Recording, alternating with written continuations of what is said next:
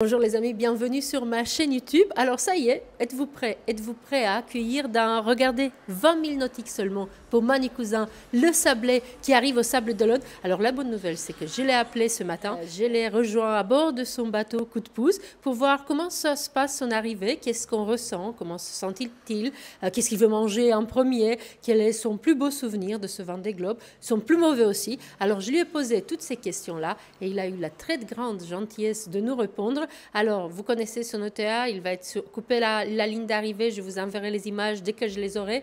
Je ne suis malheureusement pas au Sable d'Olonne, mais j'ai des amis partout qui vont m'envoyer des images. Et il y aura Nathalie Beauvais aussi sur le ponton. J'aurai les images de la SEM, je ferai donc le best-of de son arrivée comme toujours, en attendant qu'il arrive. Donc, passage de ligne à 1h30. Entrée, remontée du chenal à 15h30 et je vous en prie, soyez nombreux parce que Manu, il le mérite vraiment, nombreux, avec le pouce en l'air, vous vous rappelez, c'est ce qu'il nous avait demandé. Bon, mon ordinateur s'est éteint, on va revenir comme ça. Donc du coup, j'espère que vous serez nombreux sur le chenal pour l'accueillir. Je connais Manu depuis plusieurs années, je l'ai vu se battre pour pouvoir être sur la ligne d'arrivée lors du précédent Vendée Globe. Je l'ai vu finir le précédent Vendée Globe.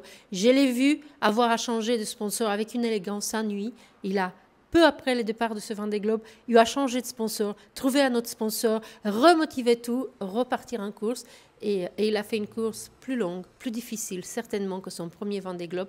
Moi, je l'attends avec une émotion particulière parce que c'est un vrai bosseur, parce que c'est quelqu'un d'incroyablement bienveillant, parce que le Vendée Globe, le succès ne l'ont jamais changé. Donc pour toutes ces raisons-là, moi je suis plus qu'heureuse d'accueillir Manu Cousin au Sable d'Olonne et je couvrirai au maximum et depuis l'Afrique du Sud, du mieux que je pourrai son arrivée. En attendant, je vous laisse avec lui pour voir un peu comment ça se passait à bord ce matin, juste avant sa ligne de départ. Allez, on l'écoute.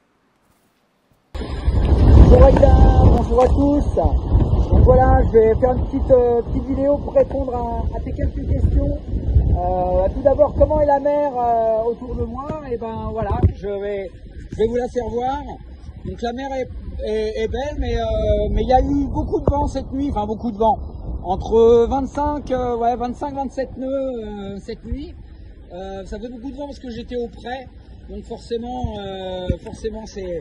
ça fait pas mal de vent et c'est surtout, ça a été compliqué parce qu'il y a énormément de bateaux de pêche.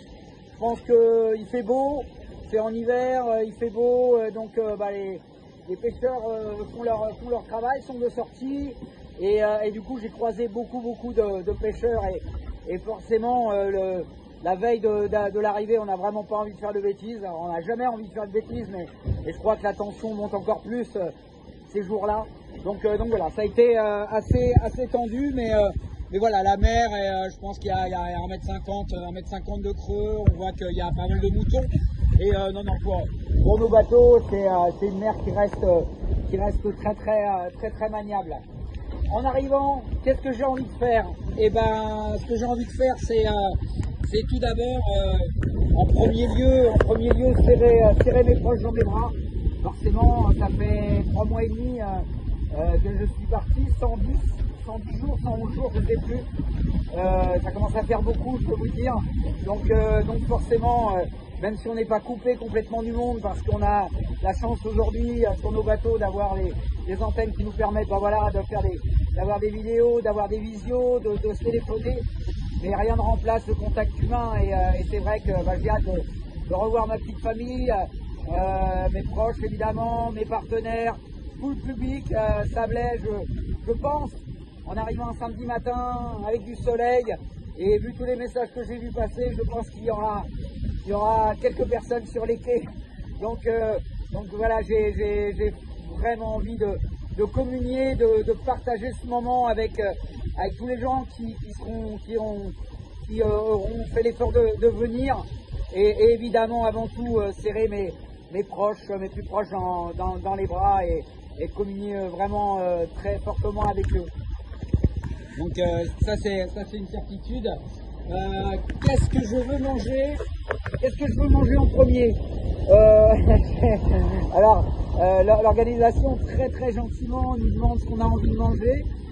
Donc je vais arriver en milieu d'après-midi, mais je pense que je ne vais pas manger ce midi exprès, je vais me garder une petite place Et j'ai demandé, en fait, c'est très basique, hein. J'ai demandé de la viande. Alors j'aime aussi le poisson, j'aurais pu demander un poisson, mais en fait, les légumes, tout ça, on a, le riz, les pâtes, la purée, tout ça, on a, même si c'est évidemment du lyophilisé ou des plats sous vide. Et non, j'ai demandé une entrecôte avec des frites, voilà, basique. C'est pas forcément ce que je mange d'habitude, mais là, ça fait 3 mois et demi, et c'est vrai que ça, voilà, basiquement, ça me manque. Et puis une salade de fruits frais, parce que le frais manque beaucoup, les fruits, là c'est pareil, on a aussi des fruits séchés, des fruits en lyophilisé, mais ça, et rien ne remplace le frais, donc une bonne salade de fruits frais. Donc c'est vraiment du basique, mais voilà, j'ai vraiment envie de ces choses-là en arrivant. Tu m'as demandé ensuite mon pire et mon plus beau souvenir. C'est toujours difficile de sortir des moments comme ça. La mémoire humaine, le cerveau humain est tellement bien fait qu'en général, elle efface les pires moments. Mais il y a un moment qui m'a semblé vraiment très dur. Il y en a beaucoup, hein. Mais il y a une nuit, je me souviens d'une nuit où je suis tombé dans une cellule orageuse très importante au sud de je crois que c'était au sud de la Tasmanie. Et le vent, la mer, tout ça, c'est des choses qu'on a l'habitude de gérer, même si des fois on peut se faire peur parce que les éléments sont forts. Mais l'orage, alors en plus, moi j'ai eu un épisode sur la New York Vendée qui était vraiment pas drôle. J'ai eu la foudre sur le bateau, donc j'ai déjà été échaudé, si je puis dire. Et vraiment, cette cellule orageuse, elle était hyper active. Ça flashait de partout, ça grondait de partout. J'avais pas de vent, je pouvais pas m'en dépêtrer. Et ça a duré presque 24 heures. Et je pense que ça fait partie de mes pires souvenirs.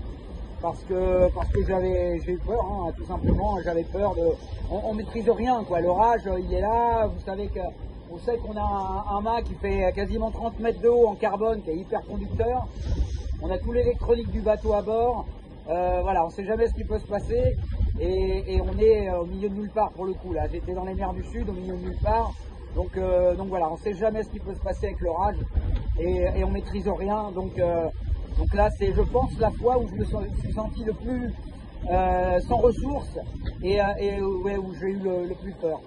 Et le plus beau souvenir, alors comme je ne suis pas encore arrivé, je n'ai pas encore passé la ligne, j'espère que mon meilleur souvenir sera l'arrivée. Je l'espère évidemment, mais pour l'instant, mon meilleur souvenir, c'est le passage du Cap Horn.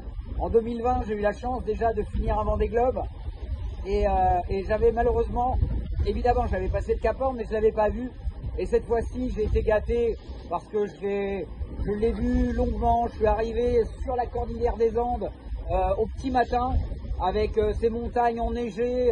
C'était féerique. Ces montagnes enneigées, je les ai longées toute la journée.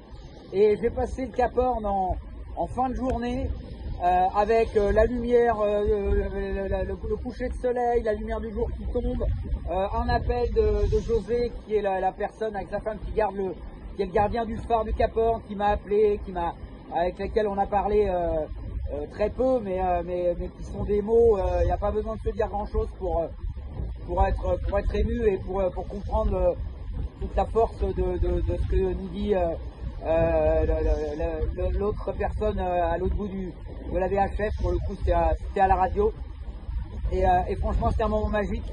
Voilà, passage du Cap Horn, délivrance des mers du Sud qui ont été très compliquées dans l'ensemble. Hein, c'est pour moi un Vendée Globe très compliqué. Je pensais vraiment pas vivre un Vendée Globe comme ça. J'y allais sportivement avec les envies.